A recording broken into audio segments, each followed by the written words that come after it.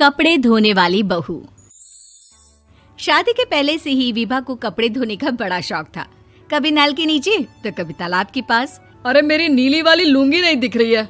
विभा की अम्मा, कहाँ रखी है लुंगी? अरे वो तो विभा ने परसों ही धोकर रखी थी आपकी अलमारी में, देखो वहीं होगी। वो ना मैंने आज धो दी, मुझे लगा कि गंदी हो गई होगी। अरे कैसे गंदी हो गई थी? उसे तो मैंने पहना भी नहीं। हे भगवान, इस लड़की के कपड़े धोने की आदत से परेशान हो गया हूँ मैं। जितना तो घर में राशन नहीं आता, उससे कहीं ज्यादा डिटर्जेंट पाउडर का खर्चा है। इसकी शादी करवा दो, शादी जाए अपने घर में ही करे काम, फिर चाहे घर के कपड़े धोने हो या पूरे गांव के। हाँ ठीक बोल रही हूँ, देखता हूँ मैं कोई लड़का। वो दिन भी आ जाता है जब विभा को देखने लड़के वाले आ जाते हैं। लड़की मुझे अच्छी लगी। होने वाली सास कहती है, बेटी अगर कुछ पूछना है तो पूछ लो। वैसे तो हमारी लड़की बहुत ही शर्मीली है, जो बोल दो वो मान लेती है, इसे क्या पूछना होगा। अरे कैसी बात कर रही हो माँ, मुझे इन लोगों के घर रहना है, सवाल तो कई है। हाँ हाँ बेटा, पूछ लो ना, क्या पूछना है। आप लोगों के घर कपड़े कौन धोता है? सास का मुंह बन जाता है। देखो, अगर तुम ये कहना चाहती हो कि तुम्हें कपड़े धोने नहीं आते तो सुन लो, कपड़े मैं ही धोती हूँ, लेकिन तुम्हारे आ जाने के बाद मैं रुमाल तक नहीं धोऊंगी। अरे चुप रहना भाग्यवान, बहू बेचारी घर आई नहीं, उसे डराना शुरू कर दिया। वो क्या है ना बिटिया, अभी तक तो ये कल्लू की माँ ही धोती थी, लेकिन अब तुम्हारे पापा तो दहेज में वॉशिंग मशीन देंगे ही।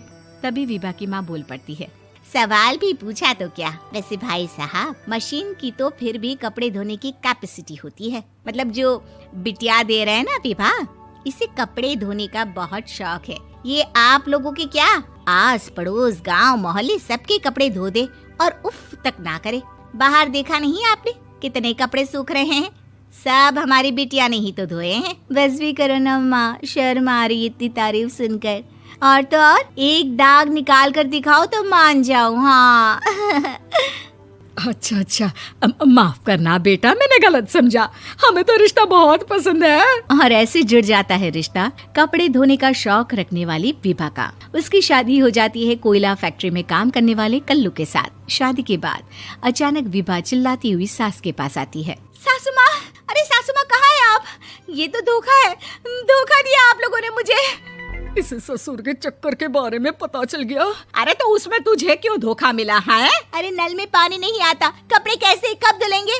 अच्छा, तू पानी नहीं आ रहा उसकी बात कर रही है। तो आपने क्या सोचा? कुछ नहीं। अच्छा, तेरी माँ ने कहा था कि कपड़े धोने का शौक है तुझे, याद आया मुझे। शौक बोलकर कपड़े धोने वाले मेरे जुनून को कम ना आके सासू माँ, कपड़ा धोना मेरा गुरूर है। तभी पति भी वहाँ आ जाता है। अभी मैंने इसे सनी देओल की फिल्म दिखाई है, उसी के डायलॉग मार रही है माँ। अच्छा सुन, साफ साफ बता रही हूँ, पानी सुबह 4 से 6 और शाम को 10 से 12 आता है, समझी?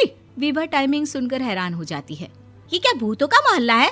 सुबह 4 बजे उठकर कौन कपड़े धोता है? 4 बजे टंकी में पानी जाता है, फिर सारा दिन धोना ना, किसने मना किया? अरे कैसी बात कर रही हैं? 200 लीटर की टंकी में कितने कपड़े धो लूंगी मैं? सुबह ही उठ जाऊंगी मैं। अब क्या था, विभा सुबह 4 से लेकर रात के 12 बजे तक कपड़े ही धोती रहती।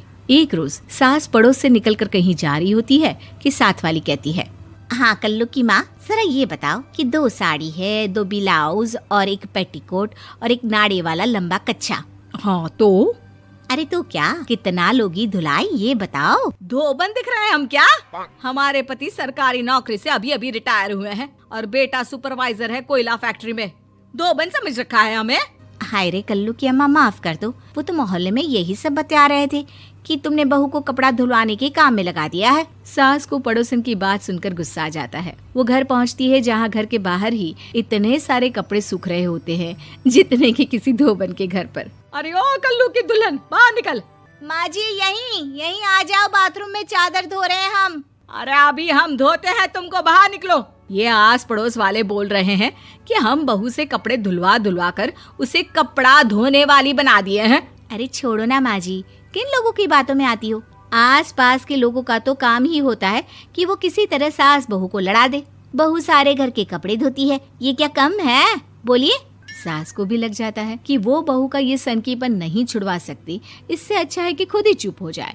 एक रोज सास और बहू मंदिर जाते हैं, जहाँ सास की साड़ी वहाँ खड़ी भीख मांगने वाली से मिलती है। माँ जी क्या बात है, आपकी साड़ी उस भिखारन से कितनी मिल रही है ना? हाँ हाँ, देखो तो दोनों की साड़ी मिल रही है। क्या बात है कल्लू की अम्मा, तुम खुद को तो अफसर की बीवी बताती हो और ऐसी सिंपल सी प्लेन साड़ी पहनकर घूमती हो। सिंपल और प्लेन नहीं है ये साड़ी। तो क्या सोने के धागे से फूल बने हैं?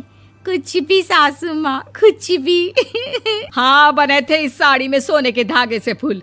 मेरे पति लेकर आए थे मद्रास से स्पेशली मेरे लिए 10,000 की। ताहे भाई साहब इस भिखारन के लिए भी सेम टू सेम साड़ी लेकर आए होंगे 10,000 की। सास उस वक्त कुछ नहीं कहती, लेकिन बहू के साथ घर आती है और अलमारी से एल्बम निकाल कर लाती है। ये साड़ी देख रही है, ये वही साड़ी है जिसे मैंने अभी पहना था।